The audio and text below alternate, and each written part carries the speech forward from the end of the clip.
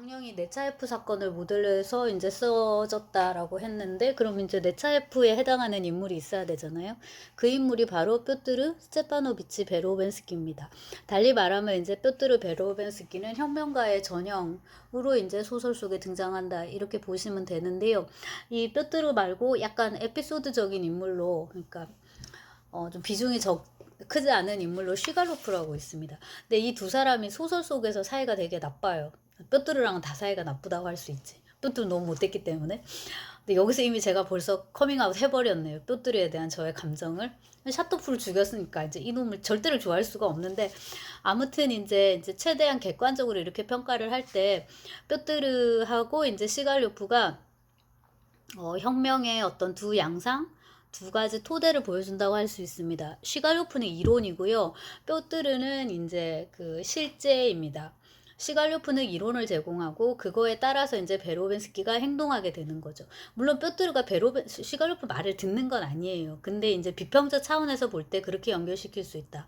그럼 시갈료프의 이론은 뭐냐라고 이제 물어야 되는데, 그 시갈료프가 하는 얘기는 여러분 그 죄와벌에서 라스콜리니코프의 비범인 사상하고 되게 많이 비슷한데,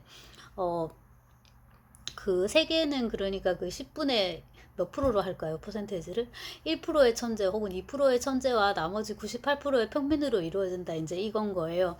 그래서 이 소수그룹 천재 그룹은 무한한 자유를 가지고 이제 전제정을 실시를 하는 거죠. 정치적으로 말을 하자면. 그 다음에 이제 나머지 그 10분의 9는, 그러니까 90%는 절대적으로 복종을 해야 돼요. 이거 말고는 다른 길이 없다. 제가 오랫동안 세계 체제에 대해서, 이때 슈갈료프가 오랫동안 이 세계 체제에 대해서 연구를 해왔는데, 이것 외에 다른 결론은 없다라는 그런 절망에 이제 다다랐다라고 이야기를 합니다. 요게 그 우나시흐, 우리 편의 모임 혹은 이제 동지들의 모임, 옛날엔 동지라고 이철 선생님 번역을 하셨는데, 나시라는 단어가 우리의 이런 뜻입니다. 혹은 우리의 것 해서 소유 대명사로도 이제 쓰이는 건데, 이걸 이제 확대해가지고 의역을 해가지고 우리 저기 동지 이렇게도 이제 그렇게 이제 번역을 하셨는데, 너무 의역인 것 같아가지고 조금 더 이제 그 직역에 가깝게 풀다 보니까, 제가 어릴 때 대학원 때 번역을 했을 때는 우리 일당 이렇게 번역을 했는데요. 그 일당이라는 게 3인칭에 대해서는 쓰는데, 야, 저 일당 좀 봐, 저 일당은 왜 저 모양이야, 이런 식으로 3인칭에 대해서는 쓰는데 1인칭에 대해서 쓰니까 되게 불편해가지고, 그렇다고 편집자가 이제 지적을 해서 제3의 대안으로 우리 편 이제 이렇게 바꿔서 지금 번역을 했는데, 그렇다고 뭐 그 말이 꼭 마음에 드는 건 아닙니다만은, 동지 이래버리면 여러분 따바리시라는 단어 아실 거예요. 그게 이제 동무인데 약간 그런 뉘앙스인데, 동지 이렇게 하면 따바리시라는 단어가 또 먼저 떠오를 것 같기도 하고, 그 다음에 지금 그 러시아어로 나시 이 단어를 구글에서 검색을 해보면, 그 뿌찐 지지 부대까지는 아니고 뿌찐 지지 단체의 이름이 지금 그거예요. 그러니까 우리로 치면 태극기 부대, 약간 이런 느낌이 저는 들었는데, 제대로 이해를 했는지 모르겠는데, 그래서 그런 이제 좀 복잡한 단어인데 뭐 일단 우리 편이라고 합시다. 그 모임에서 시갈요프가 자기가 공부한, 그리고 이제 기록을 한 그 노트를 읽어요. 그게 제가 지금 말씀드린 이제 이거거든요. 근데 이거 자체로는 그냥 이론이고, 그 다음에 이 우리 편의 모임 자체가 되게 희극적으로 막 이렇게 묘사가 돼요. 그래서 거기서 시갈요프는 딴에는 되게 진지하게 읽지만, 그거를 듣는 사람들이 진지하게 듣지 않고 막 비웃다시피 이렇게 한단 말이에요. 그러니까 일종의 소일거리, 잡담거리, 이게 러시아어로 지엘로인데 일, 그런 것처럼 이제 보이는데, 이 이론이 뾰뚜리의 손에 쥐어지는 순간 정말로 이제 심각한 사건이 되고 만다, 거사가 되고 만다, 과업이 되고 만다. 그것도 똑같이 러시아어로 지엘로입니다. 그래서 우리 그냥 회화에서 많이 배우는데, 초급 노어 이래서 안녕? 어떻게 지내? 안녕하세요? 어떻게 지내세요? 스트라스부이제 까꾸바스 질라 할 때 그 지엘로 질라거든요. 그래서 이 일이라는 게 이렇게 이제 달라질 수 있다, 일의 무게가. 그거를 이제 그 슈갈로프하고 뾰뚜르를 놓고 보면은 이제 우리가 여실히 이제 알 수 있는데, 확실히 알 수 있는데, 이 시갈로프의 이론 자체는 특별할 게 없다. 라스콜리니코프로 치자면 몽상 속에 있었던 거고, 그걸 이제 범죄로 이제 실현을 했는데, 대신문관의 이론하고도 사실 비슷해요. 그건 이제 환상문법이었는데, 이 악령이 문제 삼는 거는 현실 정치인 거예요. 이제 그게 어떻게 발현되느냐, 그거는 이제 뼈뚜루를 통해서 우리가 이제 알 수 있습니다. 뼈뚜루는 일단 부시고 보자. 그래서 바쿠닌 얘기를 했었는데, 바쿠닌을 제가 제대로 안 읽어서, 근데 바쿠닌이 이렇게 단순하게 이야기해가지고 역사에 남았을까요, 여러분? 아마 바쿠닌은 바쿠닌 나름대로 뭔가 더 심각하고 아마도 매력 있는 그런 이론이 있을 거고, 그거가 이제 뼈뚜루에게 구현될 때는 굉장히 조잡한 무정부주의예요. 제가 이해하기로는. 일단 다 때려 부셔야 된다라고. 그리고 이제 이 뼈뚜루도 시갈루프를 되게 칭찬하거든요. 쟤는 푸리에 같은 천재다. 평등을 생각해냈으니까. 일단은 깎아야 된다. 근데 이제 요거를 뼈뚜루 자기식으로 표현을 하자면 무조건 다 파괴해야 된다. 이제 이런 거죠. 그리고 이제 인물 자체를 보면은 일단은 젊고 건강하고, 돌아다니는 거 좋아하고, 굉장히 활동적이고, 이 도시에 나타나자마자, 이게 뜨베리를 모델로 했는데, 이 도시에 나타나자마자 며칠 만에 사람들을 싹 다 섭렵해요.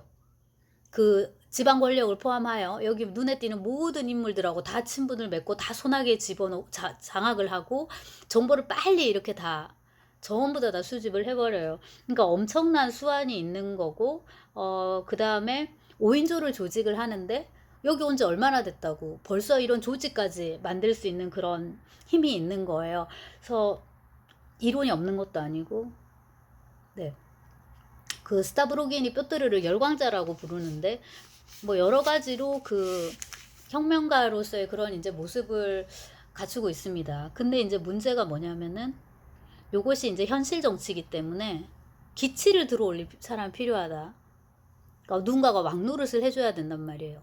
이거가 환상 텍스트로 가면 이제 대신문관인데, 대신문관 같은 경우에는 존재하지 않는 신을 우리가 기치로 내걸고, 신은 있다라고 이제 거짓말을 하는 거예요. 그러니까 그건 언제 없어도 되는 거예요. 그냥 이론이니까. 판타지니까. 근데 이제 그 뼈뚜루 같은 경우 지금 현실 정치이기 때문에 누군가 하나는 왕관을 써줘야 되거든요. 그 역할을 스타브로긴한테 맡기려고 해요. 그래서 막 스타브로긴을 엄청나게 뼈뚜루가 이제 꼬시는데, 스타브로긴 당신은 미남입니다. 엄청난 귀족이고, 귀족이 민주주의에 투신한다니 이 얼마나 매혹적입니까? 당신은 선구자고 태양이에요. 뭐 나는 벌레에 불과합니다. 시갈류프 같은 작자는 정말 많죠. 하지만 딱 한 사람만이 첫걸음을 행할 수 있고 어떻게 내디딜지 알 수 있다. 그게 바로 나다. 하지만 네가 없으면 나는 의미가 없다. 팔이고 유리병 속에 든 이념이고 아메리카 없는 콜럼부스다. 라고. 그래서 처음 그럼 어떻게 할 것이냐. 일단 우리는 소리 높여 파괴를 외칠 겁니다. 일단 파괴. 없앤다. 그 다음에 방화를 만연시키고 실제로 막 불을 지르고 전설을 퍼뜨리고, 이 전설이라는 게 이제 뭐냐면은 스타브로긴에 관한 건데,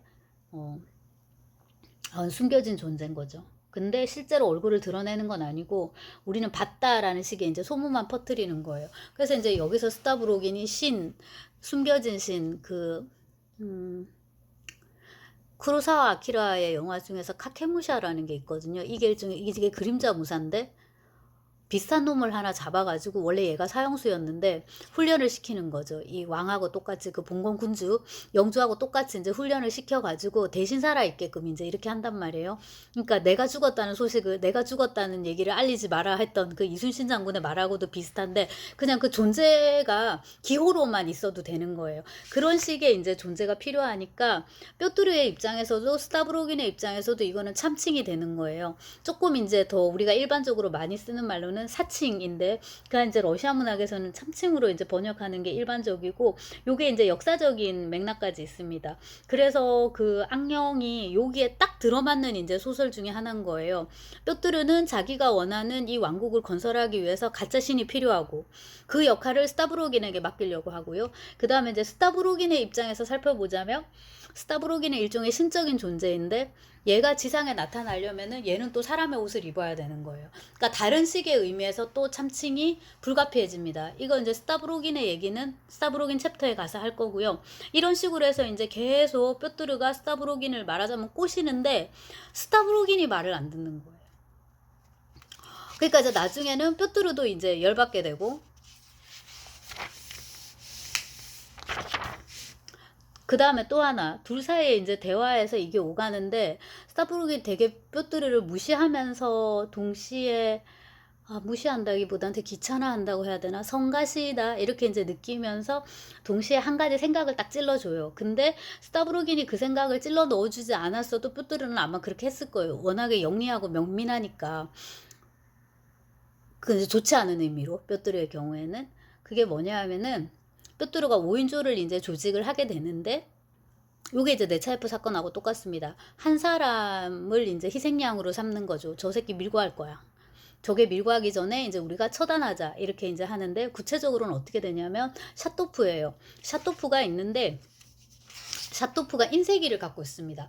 그 무렵에 인쇄기가 왜 그렇게 중요했나 생각을 해보면, 선전비라 전단을 뿌려야 되는데 그 전단을 일일이 손으로 쓸 거예요. 물론 그럴 수 있죠. 있는데 이거를 인쇄기를 돌려가지고 하면 엄청나게 많이 이렇게 뿌릴 수 있는 거잖아요. 물론 뿌리려면 또 그 인력도 필요한데 어쨌거나 인쇄를 해야 되니까. 근데 이 그 인쇄기를 누가 갖고 있냐면 샤토프가 갖고 있어요. 근데 자기 집에 갖고 있지 않고 어디 산인가 동굴 있는 데다 지금 묻어놓은 상태거든요. 근데 이제 샤토프가 이미 이제 이 혁명의 과업이랄까 이걸로부터 이제 이미 멀어져 버린 거예요. 탈퇴할 뜻을 밝힌 거예요. 그러니까 이제 샤토프 입장에서는 이것만 그냥 주고 이래서 딱 손을 떼고 싶은 거예요. 근데 뾰뜨르가 거기서 이제 소문을 내는 거죠. 저게 밀고 하려고 할 거야 이런 식으로. 저게 그냥 물러서지는 않을 거야 이런 식으로. 그리고 이제 샤토프는 그런 의심을 하지 않는 거고. 근데 그거를 스타브로긴이 샤토프를 찾아왔을 때 언지를 줘요. 저들이 너를 노리고 있으니까 너가 조심하라라고 하는데, 문제의 그날, 그러니까 거사를 치르는 그날인데 샤토프에게 큰일이 생기거든요. 그래서 샤토프가 정신이 너무 교란돼요. 샤토프도 그렇게 어수룩한 인물은 아닌데 그날 너무 동요돼 버린 거예요. 그래서 이제 결국 샤토프는 이제 이렇게 되게 되는데, 뼈뚜리의 입장에서 얘기를 하자면은 공통의 죄가 있는 거예요. 공통의 죄를 가지고서 관련된, 그러니까 공통의 죄 하나가 이제 있으면 그 죄를 지은 사람들이 모두 다 같이 묶이는 거예요. 이런 식의 이제 스토리는 아무 데서나 우리가 흔히 볼 수 있는데, 지금 얼핏 떠오르는 걸로는 소년탐정 김전일 이런 건데, 못된 짓을 다 같이 한 거예요. 그 마을 사람들이 다 같이. 그러니까 아무도 입을 열지 못하는 거예요. 그런 식으로 이제 묶이는 그게 하나가 있고, 그 다음에 이제 또 하나가 뭐냐면 이게 이제 폭력과 성스러움인데, 성스러움을 내세워서 이때는 혁명의 가치입니다. 우리가 혁명을 일으켜야 돼. 이거 거사를 거사를 치러야 돼. 해서 이제 이게 성스러운 어떤 가치가 하나 있어요. 이거를 내세워서 폭력을 정당화합니다. 근데 저 녀석은 밀고 하려고 하니까 저 녀석은 죽여도 돼. 이런 식으로 이제 폭력을 정당화하고, 또 되게 이제 역설적인데, 얘가 이제 하나 희생됐잖아요. 이렇게 이제 폭력이 발생한 거예요. 그거를 통해서 또 성스러움의 이제 가치를 획득하는 식으로 굉장히 이제 미묘한 그런 이제 그 어떤 해석이 가능한 이게 사실 일이거든요. 샤토프를 죽이는 게. 그 다음에 이제 이때 샤토프를 우리가 희생양으로 보면은, 이 희생양이라는 건 항상 가장 순수한 것이어야 돼요. 아무거나 들어온 거 이런 걸 갖다 바치면 그게 의미가 없는 거지. 가장 소중한 걸 갖다 바쳐야 되기 때문에, 그 이삭과 아브라함을 생각해 보시면 늙은 나이에 얻은 그 아들 하나, 굉장히 이제 소중한 거, 그걸 이제 희생양으로 갖다 바치고, 또 그 다음에 그 이게 키에르케고르의 두려움과 떨림에 나오거든요. 요거랑 그 다음에 예를 드는 게, 그 아가멤논이 전쟁에 나가기 전에 딸을 갖다 바치거든요. 그러니까 이제 마누라는 열폭하게 되고, 가뜩이나 남편이 맞듣지 않던 차에 둘이 막 이제 더 그 갈등이 증폭되고 이러는데, 그거를 괴테가 쓴 게 있어요. 이피게니엔가 뭔가 해가지고 지금 머릿속에서 막 뒤섞여 버렸는데, 아무튼 이제 이렇게 해서 희생양으로 갖다 바칠 때는 가장 순수하고 가장 소중하고 가장 아름다운 것, 이걸 이제 갖다 바치는데, 그 희생양이 폭력에 의해서 이제 이렇게 짓밟히게 되면은 그거는 가장 더러운 게 되는 거예요. 그래서 되게 이제 신화적으로 해석할 수 있는 가능성이 많은, 그런 여지가 많은 소설이 악령이기도 합니다. 그러니까 정치 소설인데요. 정치 소설의 끝판왕인데, 정치 소설의 끝판왕이 다른 한편으로는 굉장히 신화적인 도식을 소설적으로 이렇게 구현해내고 있다. 이렇게 이제 볼 수 있습니다. 이론은 이런데 막상 이제 소설이 쓰여지는 과정을 보면은 이거는 더할 나위 없이 웃기다. 이게 이제 또 악령의 핵심입니다.